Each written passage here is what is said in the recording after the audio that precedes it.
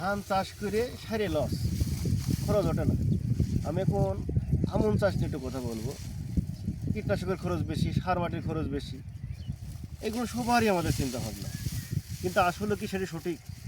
ধান চাষ লস হয়? আমার কাছে মনে হয় না যে ধান চাষ লস হয়।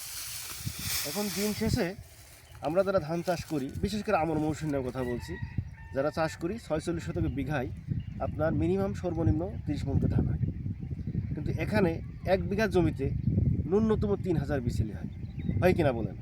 এই 3000 বিচেলি যদি আমি 3000 টাকা করেও দাম ধরি, তাহলে আমার খরচ আসে কত? 12,000 টাকা। 1 বিঘা জমিতে দেখেন আমন মৌসুমে 10 থেকে 12,000 টাকার ঊর্ধ্বে খরচ হয় না।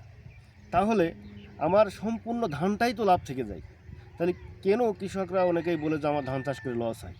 আমার কাছে এটা মনে হয় না। তাই বিচেলি যে খরচটা আছে, বিচেলিতেই আমার চাষের খরচটা উঠে যায়, আর ধান যেটা থাকে সেটা পাশাপাশি আমার এক্সট্রা থাকে। এই ধানটাই আমার সম্পূর্ণই লাভ। তাই ধান চাষে যারা বলেন লস হয়, তাদের জন্য আমার এই ভিডিওটা আসলে করা। ধান চাষে আমার কাছে মনে হয় না লস হয়। পর্যাপ্ত পরিমাণ ধান চাষে যারা জানে বোঝে, তাদেরকে লাভবান একটা ধান চাষ। ধান চাষ যদি লাভবান না হতো, তাহলে দেশের কৃষক এত ধান চাষ করতো না।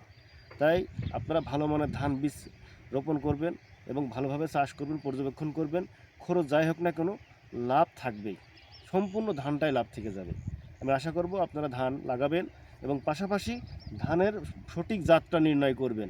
এজন্য বায়ারের আছে এরাইজ ব্র্যান্ডের ধান। আপনারা এই এরাইজ ব্র্যান্ডের ধানটা লাগাইতে পারেন, তাহলে ফলনও বেশি পাবেন, খরচ জীবনে সাশ্রয় হবে।